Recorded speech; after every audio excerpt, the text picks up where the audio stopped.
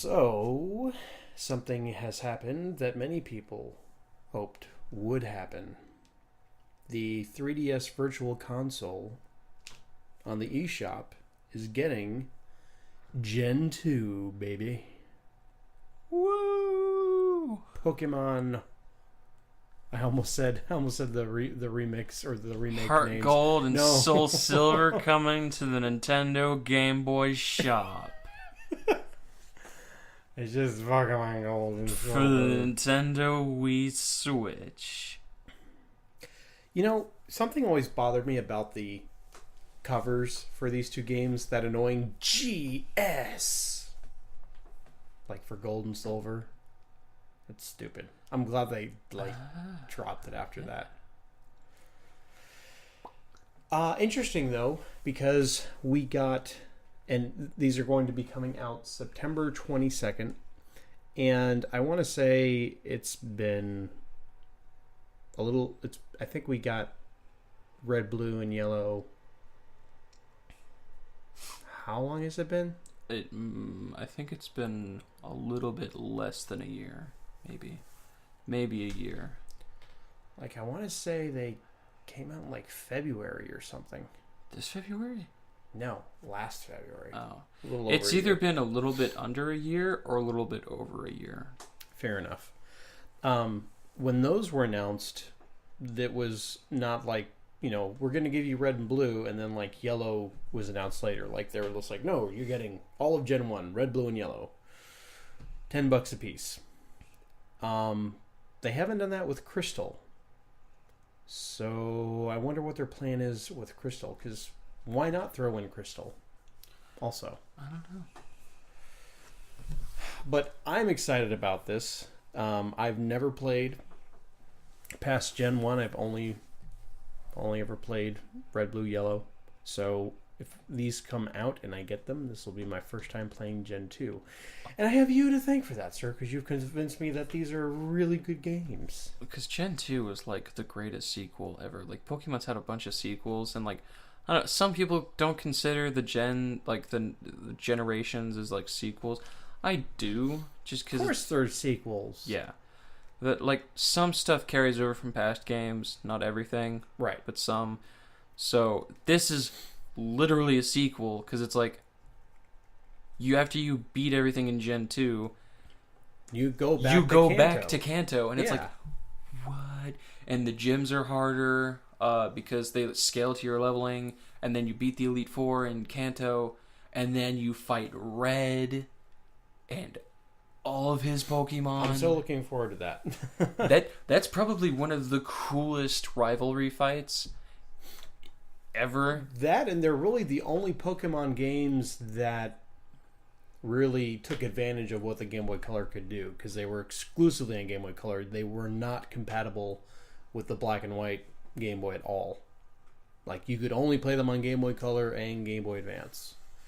And what's really nice about these is, as good as the remakes are, a lot of people like to go back to these, for nostalgia reasons. And I want to say that the battery backup for Gold and Silver, little history lesson, kiddies. When with the save systems that we used to have, they relied on basically a watch battery to run a little bit of an electric current through the memory, and that would hold your save data in place. If that battery died, you would lose your save data. And it wasn't so bad when it came to normal Game Boy games like Link's Awakening, the original Pokemon games, Super Mario Land 2, all those games that had save files. Those weren't nearly as bad as Gold and Silver, because Gold and Silver has a clock system in it that I believe keeps running even when the game is off. So it kind of like it keeps counting time. So the battery in these game packs for Game Boy Color, those have like all run down. And you can get like the security bit and you can pop it open and put in a new battery. But just the fact that those batteries run down so much faster than any other Pokemon game has kind of, hampered the preservation of these games. So it's nice that we have a legal way of playing these digitally. I'm looking at you, sir. I don't know what you're talking I about. don't understand. I don't even have this game illegally. Additionally, just like the Virtual Console versions of Red, Blue, and Yellow, they will be compatible with Pokemon Bank. So you can, deposit, store, and manage your Pokemon in private boxes online, transfer them over into newer games, yada, yada, yada. I always think that's silly. Yeah, it's silly. But, I gotta say, I also kind of like Silver a lot better than Red. As far as like a character design goes, I don't know. It might be because I like snapbacks. Interesting. Well, I'm going to try and play this video without a sound here. Yeah, here we go. Because it's interesting. On the trailer, it looks like they had the Pokemon that was in Crystal. What do you mean? The one on the cover? Oh, Suicune? Yeah, that like white and gold one. Or not gold. It's like a blue and purple. Suicune. Was that in gold and silver as well? Yeah. It was? Okay. Yeah, they were the dog trio. Oh, I guess they are all dogs. Even the one in the sea is a dog? Yeah. Which is weird because one of them's a saber-toothed tiger, which is a cat. But it's a dog. It's like Raiku's definitely a cat, but it's the dog trio. Yeah, just gold and silver. No mention at all of. Yep, Crystal. those were. I think those. No, yeah, because Articuno, Zapdos, and Moltres were all in caves.